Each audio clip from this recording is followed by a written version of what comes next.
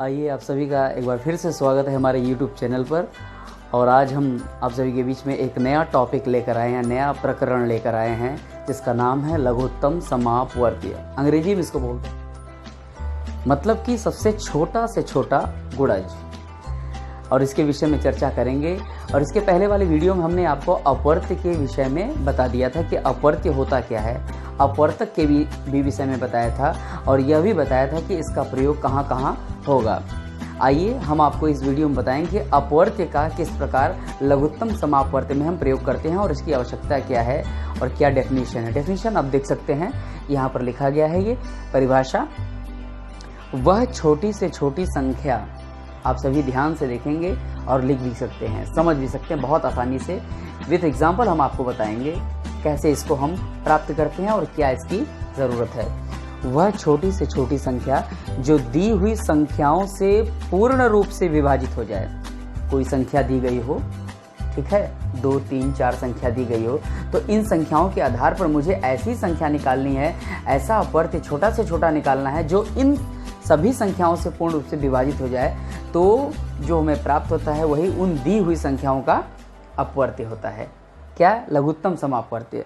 वह छोटी से छोटी संख्या जो दी हुई संख्याओं से पूर्ण रूप से विभाजित हो जाए, दी हुई संख्याओं का लघुत्तम समापवर्त्य LCM कहलाती है। आइए इसके कुछ एग्जाम्पल के विषय में देखते हैं। जैसे आप जानते हैं अपवर्त्य, अपवर्त्य मतलब हमने आपको बताया था कि किसी संख्या का प्राकृतिक संख्या से जो गुणनफल होता है, जो हमें प्राप्त होता है गुणनफल, वह उस संख्या का अपवर्त्य होता है। और प्राकृतिक संख्याएं 1 से प्रारंभ होती हैं तो पहला अपवर्त्य मतलब 1 से गुणा करना, दूसरा अपवर्त्य मतलब 2 से गुणा करना, तीसरा अपवर्त्य प्राप्त करना है 3 से गुणा करना। इसी प्रकार यदि विभिन्न संख्याएं अगर हम लें, 2 या 2 से अधिक संख्याएं लें, तो सबका बारी बारी से अपवर्त्य हम निकालेंगे और उन तीनों या दोनों संख्याओं में देखेंगे। सबसे पहले 2 संख्याओं का हम आपको बताएंगे कि देखेंगे कि सबसे छोटा अपवर्त्य दोनों में कहाँ कॉमन मिल रहा है। तो जो कॉमन मिलेगा वो आपका जो है लघुत्तम समापवर्त्य होता है। आइए कुछ एग्जाम्पल की सहायता से आपको दर्शाते हैं।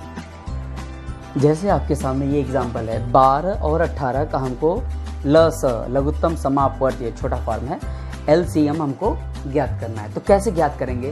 हम आपको जो है अपवर्त्य के माध्यम से, जो अपवर्त्य का हमने वीडियो अपलोड किया था, जो बताया था अपवर्त्य के बारे में, उसकी सहायता से हम बताएंगे आपको कि 12 और 18 को कैसे हम लघुत्तम समापवर्त्य यानी लीस्ट कॉमन मल्टीपल कैसे हम निकालेंगे। ये बहुत ही सिंपल है। आइए आपको दिखाते हैं।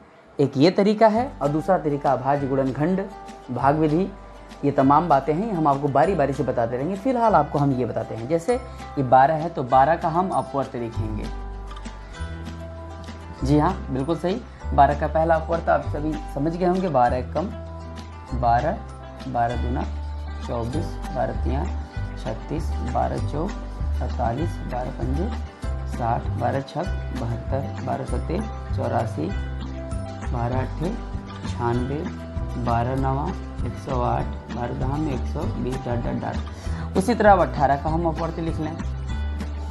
18 एकम 18, 18 दूना 36, 18 तियाँ 54, 18 चौक 72, 18 बच्चे 90, 18 छक्का 108, 18 सत्ते 126, 18 अट्ठे 144, 18 नवा 162, 18 दहम में 180। इस तरीके से हम मतलब पहाड़ा गुणा करके भी लिख सकते हैं। जैसे ये छोटी संख्या तो भाई 20 तक पहाड़ा याद रहता है तो आसानी से लोग उसको लिख लेते हैं। यदि मान लीजिए आपको अगर पहाड़ा नहीं याद है तो गुणा करके आप इस तरीके से अपवर्त्य टेबल आप बना सकते हैं, जितना आप बना सकते हैं। देखते जाइए कि कहाँ कॉमन मिल रहा है।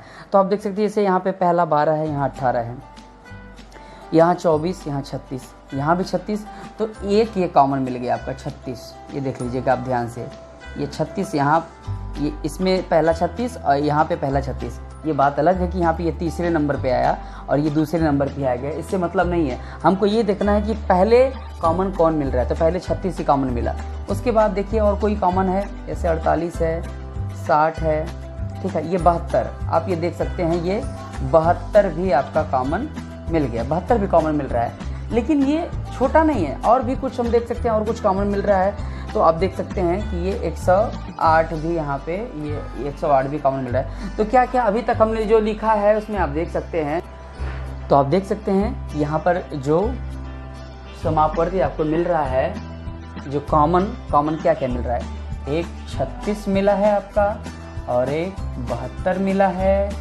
108 मिला है, डाट डाट डाट और भी आगे मिल सकते हैं। ये आपके जो है कॉमन है, कॉमन मल्टीपल।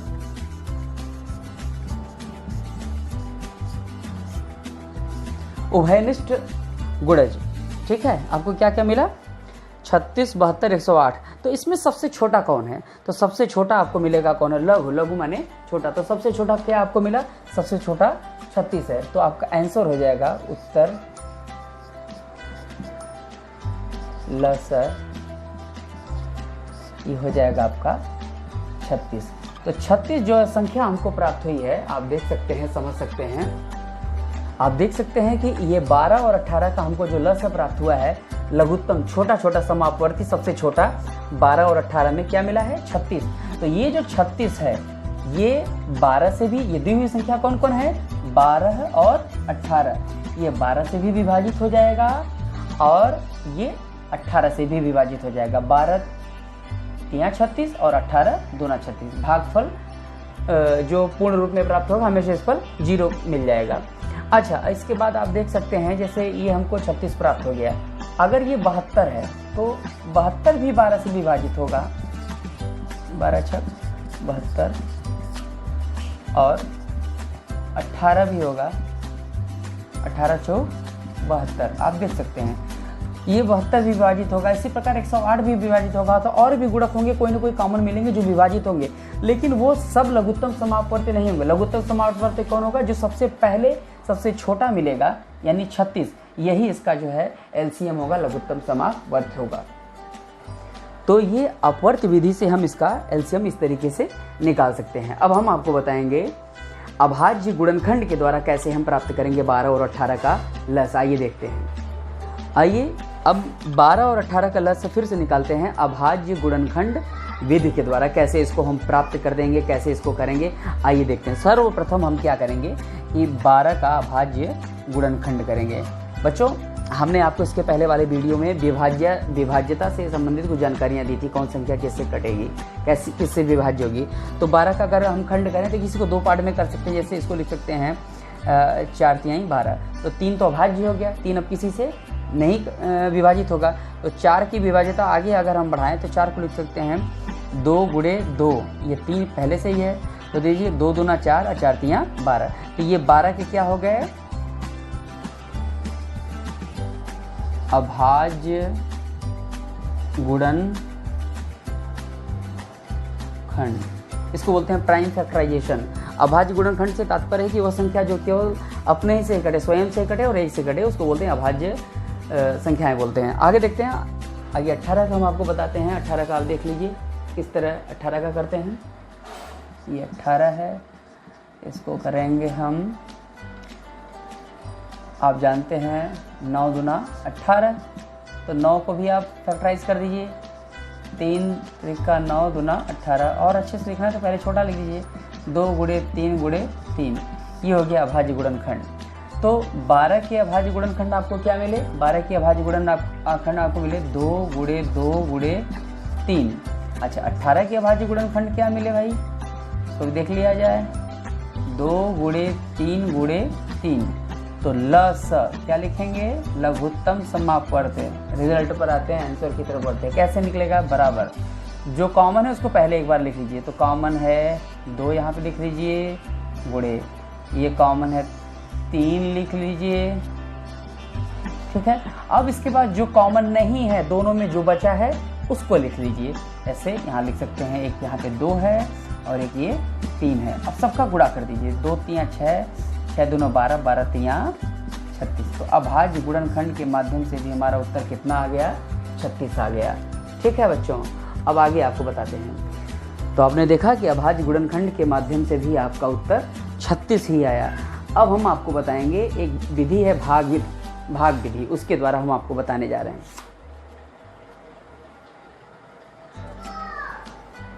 आइए देखते हैं भाग विधि कैसे करते हैं। ये भी अभाज्य गुणनखंड का ही एक स्वरूप है जो भाग के रूप में आपको दिखेगा। कैसे? ये 12 एक लाइन में लिखेंगे और एक लाइन में हम लिखेंगे 18। इस तरीके से खाका बना लेंगे और देखेंगे सबसे छोटी संख्या किससे विभाजित, ये 12 18 को या अकेले किसी को भी कर सकती है। जैसे मान लीजिए 2, ये 12 है तो 2 से विभाजित हुई, 2 छक्का 12 और ये 2 नवा 18, ये 6 है 2 से कट जाएगा, ये 3 से कटेगा तो पहले 2 से काटिए, 2 3 6 और ये हो जाएगा 9। अब 3 से 3 एकम 3, 3 त्रिका 9, फिर 3 से ये 1 उतार लीजिए, 3 एकम 3। अब आप देख सकते हैं कि ये जो यहाँ से यहाँ तक है इसका गुणा कर दीजिए, ये आपका जो भाग विधि द्वारा हमको उत्तर प्राप्त हो जाएगा। आइए देखते हैं। लस 2 गुणे 2 गुणे 3 गुणे 3, 2 दूना 4, 4 3 12, 12 3 36। तो आपने देखा कि तीनों ही दशाओं में हमारा जो लघुत्तम आया, लघुत्तम समापवर्त्य, वो 36 ही आया। तो विधि कोई भी हो उसका संचालन सही तरीके से होना चाहिए, समझ के साथ होना चाहिए। मैथमेटिक्स जो है तर्क का विषय है, ज्ञान का विषय है, इसमें आपको अपना ज़्यादा से ज़्यादा ज्ञान लगाना है। यही चीज़ और इसके और भी एग्जाम्पल हैं। हम इसके अगले वाले वीडियो में 3 संख्याओं के विषय में बताएंगे कि 3 संख्याओं को कैसे प्राप्त कर सकते हैं। और आप कमेंट बॉक्स में हमें इसका ज़रूर बताइएगा कि इसको समझने में कहाँ आपको दिक्कत आ रही है, उसका जो भी निराकरण होगा वो अगले वीडियो में हम कर देंगे। और तब तक के लिए आप लोगों को बहुत बहुत साधुवाद, धन्यवाद। आप लोग ये देखें और अंत तक वीडियो आप यदि देख रहे हैं तो इसके लिए बहुत बहुत शुभकामना। लाइक करना और कमेंट करना न भूलिएगा। हर हर महादेव।